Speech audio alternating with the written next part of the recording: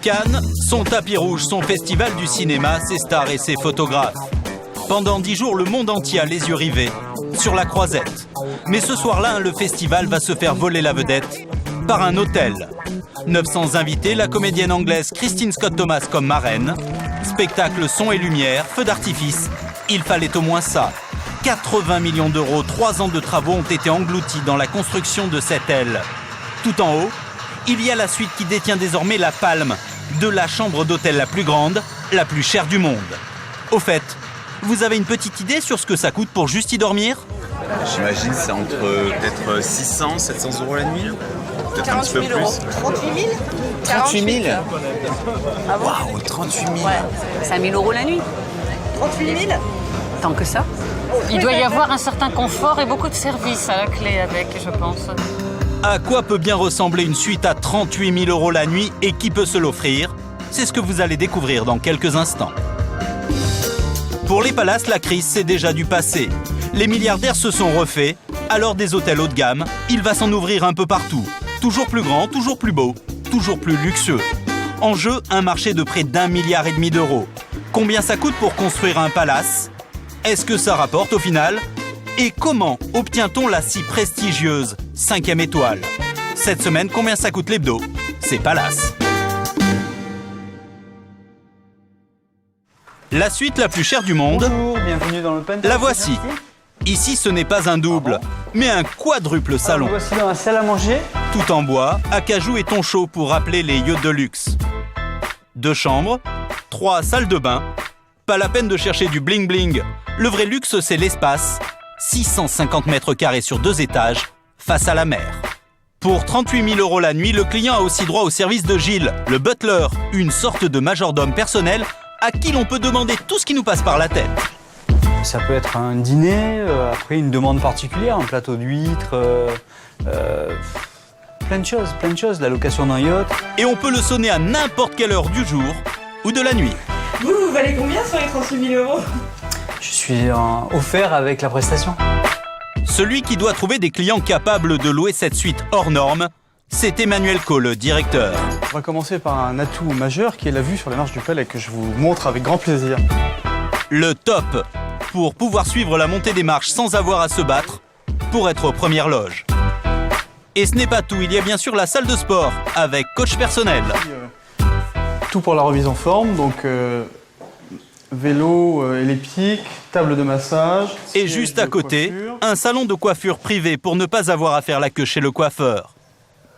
Et aussi la douche high-tech, vous savez, celle qu'on n'arrive jamais à faire fonctionner. Il fait hammam, aromathérapie, chromathérapie, programme tonique, programme relax, programme breeze, qui sont des programmes donnant différentes températures d'eau, différentes intensités d'eau et différentes fragrances.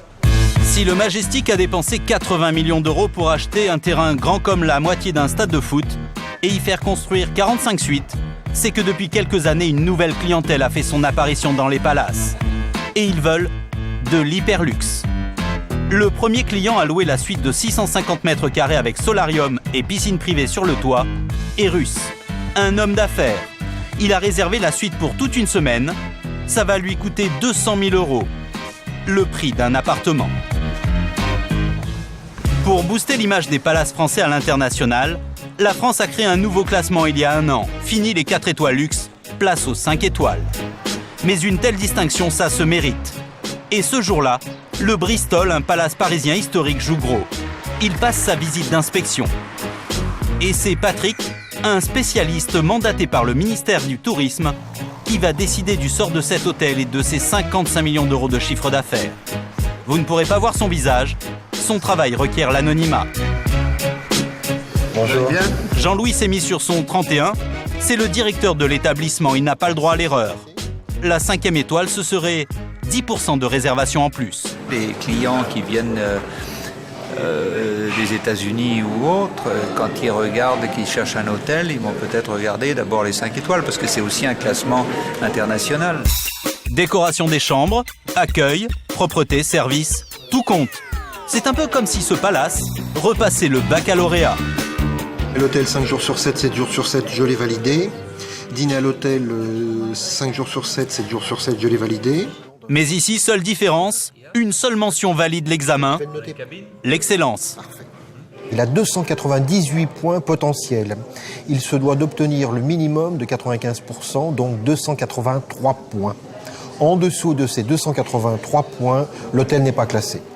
L'hôtel n'a donc que 15 jokers. Mais vous allez voir que ça peut partir très vite, et pour des raisons toutes bêtes. Il y a 187 chambres. Patrick n'a qu'une journée pour tout faire. Il va donc en inspecter la moitié, au hasard. C'est laquelle, celle-là ? 464. Équipé de son maîtreur laser, Patrick vérifie Donc que la on est à superficie des 17,80 chambres est bien conforme. Pour un hôtel 5 étoiles, elle doit faire 24 mètres carrés minimum. 31,40. Mais avec Patrick, il ne faut jamais crier victoire trop vite. Si on nécessaire à couture, vous n'avez pas systématiquement dans les chambres. Non. Non. Le client ne peut pas recoudre son bouton. Un point de perdu. On a un point sur 15 qui est parti. Il nous en reste 14 à ne pas perdre. Et notre inspecteur est plutôt du genre tatillon. Au spa, les actions du palace vont même carrément dégringoler. Ah, c'est... Bon. C'est pas sale, hein. Ce sont des bougies, hein, mais... Une poubelle qui n'a pas été vidée, de la poussière, ça coûte très cher. Quand Patrick passe, les palaces trépassent. Au niveau propreté, 1-3. 3 sur combien, Patrick 3 sur 4, ce qui nous fait un 15 sur 20. Plus que 10 points d'avance. Mais Jean-Louis, le directeur de l'hôtel, n'a pas dit son dernier mot. Le local à poubelle, ça fait partie de l'inspection et là, c'est du 20 sur 20. Donc vous voyez cet appareil, c'est ça ? L'hôtel a investi dans une machine organique pour transformer les déchets des clients en terreau. Et il y a même la climatisation pour dissiper les mauvaises odeurs. Patrick est séduit, car les poubelles s'en disent long sur la qualité d'un hôtel. D'accord. Je ne vais pas dire qu'une bonne gestion des poubelles va décalquer sur l'ensemble de la qualité de l'hôtel, mais quand on n'est pas propre en dessous, on ne peut pas être propre au-dessus. L'hôtel en plein Paris possède aussi sa propre piscine, et pas un petit bac pour faire trempette. Le luxe ultime. Mais ce que Jean-Louis ne sait pas, c'est que son hôtel a peut-être perdu toute chance d'avoir une 5e étoile 2 jours plus tôt. Quand Patrick est venu en client, incognito, nous l'avons accompagné en caméra cachée. On appelle ça la visite mystère. L'accueil dans un établissement pareil doit être parfait. Il ne doit y avoir aucune faille et seule la visite mystère permet d'identifier précisément les points et les niveaux de qualité que je suis en droit d'attendre. Pour ne pas bénéficier d'un traitement de faveur, Patrick n'a pas loué une suite, mais une chambre standard à 900 € la nuit tout de même. Et au 6e étage, on a également la piscine et le fitness center. Un membre du personnel l'accompagne jusqu'à sa chambre. Un bon point. Merci, à tout à l'heure. La réceptionniste à peine partie, Patrick va tout mettre sans dessus-dessous. Tout passer au peigne fin. Tester la literie. Traquer la poussière. La salle de bain. Rien n'est oublié, même pas le sèche-cheveux. Mon devoir, c'est d'être le client tolérance zéro. Sans provoquer, je vais tout vérifier en disant bon, je suis le client le plus exigeant, pour être poli, le plus exigeant qu'il puisse jamais avoir dans un hôtel. Ah, c'est gentil. Merci. Room service, conciergerie, restauration. Patrick va même y dormir vraiment, pour être sûr que le bâtiment est bien insonorisé. C'est très bien, c'est très bien. Heureusement pour le palace, la visite mystère a été un sans faute. Il l'a appris la semaine dernière. Il a décroché la 5e étoile, à 3 petits points près. Des 5 étoiles en ce moment, il s'en construit un peu partout à Paris. D'ici à quelques mois, 5 nouveaux palaces devraient ouvrir. Les Asiatiques et les Saoudiens investissent en masse la capitale. Mais il y a également un petit Français. Un immeuble en plein travaux à 2 pas du faubourg Saint-Honoré. Guy de Durfort, l'homme à la cravate bleue, ne possédait que des 3 étoiles. Ce matin, visite de chantier avec son architecte et son directeur d'hôtel de ce qui devrait être son premier palace. L'homme d'affaires a misé un gros paquet d'argent. Alors les travaux ici sont de l'ordre de 20 millions d'euros, tout compris. Et les murs, vous les avez achetés combien? L'ensemble de l'investissement sera de l'ordre de 60 millions d'euros. Donc effectivement, c'est des investissements très lourds qui s'amortissent sur de nombreuses années. Combien de temps? Plus de 20 ans, certainement plus de 20 ans. 20 ans pour rentabiliser son investissement, il ne faut vraiment pas être pressé pour gagner de l'argent. Et en plus, ils ont fait des heureux. Les voisins. Le luxe, c'est aussi de refaire le ravalement sur tous les pignons des mitoyens de façon à ce qu'ils soient propres, clairs. C'est-à-dire que les voisins, ils ont un ravalement Ils ont gratuit. eu un ravalement Voilà. gratuit. Le ravalement, ce n'est pas le plus cher. En revanche, la cuisine digne d'un grand restaurant, c'est plus de 400 000 €. La piscine aménagée en sous-sol, 500 000 €. Quand on veut décrocher les étoiles et les réservations, il ne faut pas trop regarder à la dépense. À quoi ça sert ce lieu que vous voyez qui coûte quand même très cher? C'est essentiellement un lieu marketing. Il est essentiellement pour fonction, effectivement, d'intéresser, d'attraper le client. Dans les étages, les travaux sont un peu plus avancés. L'hôtel comptera 59 chambres et les employés ont déjà été recrutés. Et combien de salariés pour... 80, avec la restauration. Mais c'est beaucoup ça. Non, c'est le luxe.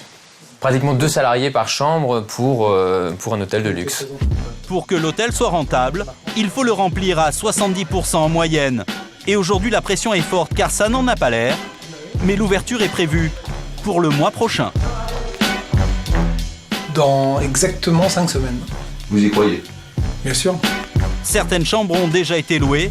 Si les travaux ne sont pas terminés, Guy sera obligé de reloger à ses frais les clients dans un 5 étoiles comparable. Bref, les envoyer à la concurrence. Ce serait tout de même le comble pour un palace.